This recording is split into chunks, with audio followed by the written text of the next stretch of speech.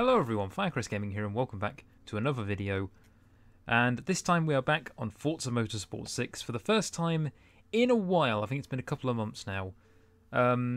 Just want to do a quick apology for not doing the February DLC. I've said in a previous video that the pack didn't really interest me.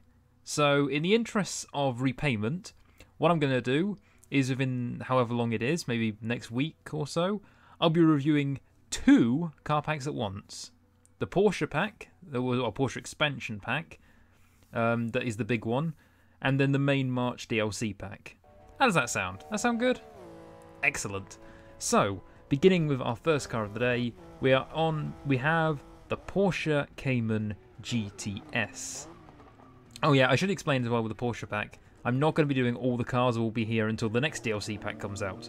So I just picked my 6 favourite cars from the pack, and they'll be free apiece for the 2 videos that I'll do on them.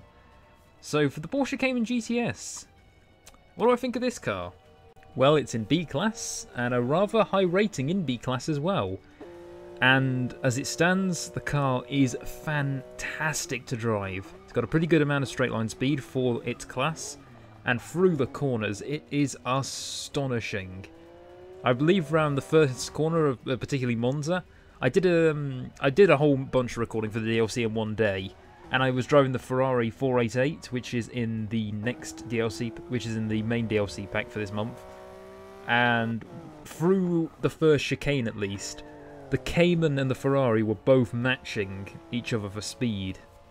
Now that is saying something when your Porsche sports car is matching a Ferrari around the corners. This is an excellent car in nearly everything. I love this thing. But there's only one thing that is troubling me. I know that if my friend Felix Coconut watches this, he'll be thinking the same thing right now. Where is the Porsche Cayman GT4? Because that car has been out for a while, it's road legal. Why did they stick with a standard Cayman GTS rather than pushing for a GT4? It's something that's, I don't know, it was on my mind when I was driving the car and I saw it was in the pack. I don't know. This car is excellent. Don't get me wrong. But I don't know. I feel as though they could have gone for a GT4 and they probably could have bagged one. So the Porsche Cayman GTS, excellent car, but there are better ones. Now moving on to our second car of the day, the Porsche 911 GT3RS 4 litre. So it's got a 4 litre engine, obviously. I'm just pointing. Well done, Mr. Obvious. And well, there's so many Porsche 911s. What do you expect me to do? But honestly, I thought this car was more of an excuse to bring up the new circuit they also added. So welcome everybody to the Virginia International Raceway. And you Top Gear fans will know why I took the GT3 here. That's because Hammond and May, they both took they took a GT3 RS and a 458 Italia here when they both ended up in a bit of a dogfight round here. So quick note on the circuit actually, I really quite like it. It's quite difficult in places, and if you do screw up, particularly here through these S sections, if you screw up once through here, you are going into the tyres, and it's going to be a fast and heavy impact. As for the car, it dealt well with the difficult circuit, to be honest.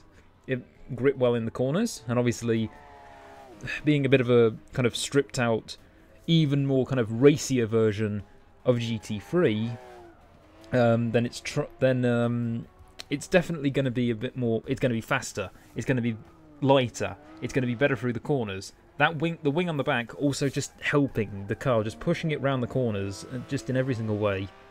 The car did deal with it well, but it's a bit hard to draw a comparison when you're on a brand new circuit and you haven't really driven it with any other cars. And the fact that, well, Porsche isn't my strong suit, which is why, honestly, I'm not going to have too much to say on these cars. But it was really stable, it was really solid through all the corners. And unlike this thing's big brother, which I'll be reviewing in the next video, the GT2RS, it didn't try and kill me. Because that thing is oh, jeez. That thing tried to kill me the second I started the run. So yeah, the GT3RS, nice and stable. Maybe not as quick as GT2, but nicer to drive. And the Virginia International Raceway, thumbs up. And moving on to our final car of the day, we have the number 45 Flying Lizard 911 GT3 RSR. This has been an iconic car, hasn't it? And it's back for another appearance in the Forza franchise. It's this number 45, the Flying Lizard, that always ends up appearing. The Flying Lizard has become quite synonymous with ending up in these games, and it definitely looks quite good. The livery, it looks really good. The car, you can tell it sounds pretty good as well. It's a pretty nice sound. And how is it like to drive around Watkins Glen? Well, it was pretty good, to be honest. The handling was very sharp. The straight line speed, not too great, to be honest. It felt a bit sluggish in a straight. It got us to about 170 down the pit straight and then just couldn't go any further. To be honest, it felt as though there should have been a bit more. It felt as though the car had more to give. Well, actually, no. Sorry, no. It felt as though the car should have been able to give more, but it didn't in the end. So, but the cornering though, is an absolute joy to drive. I promise you, if you haven't driven this car yet, you will. If you haven't driven this car yet, when you drive it, you will not be disappointed with the handling. It is an utter joy to drive through the corners. It is an honour and a pleasure to drive it through the corners. Well, it is a race car. It is a race car, so maybe that's why. But regardless, a race car still needs to handle well. If a race car doesn't, then well, it's kind of in a bit of trouble, isn't it? So yeah, that'll do it for this first part of the Forza 6 Porsche DLC review, I guess. Thank you all very much for watching, and you can join me next time when I'll be reviewing three of the other cars I chose from this pack: the Porsche 911 Turbo, the GT2RS, or as I like to call it, the Man Killer, and my personal favourite, the Porsche 918 Spider. I'll see you then, guys.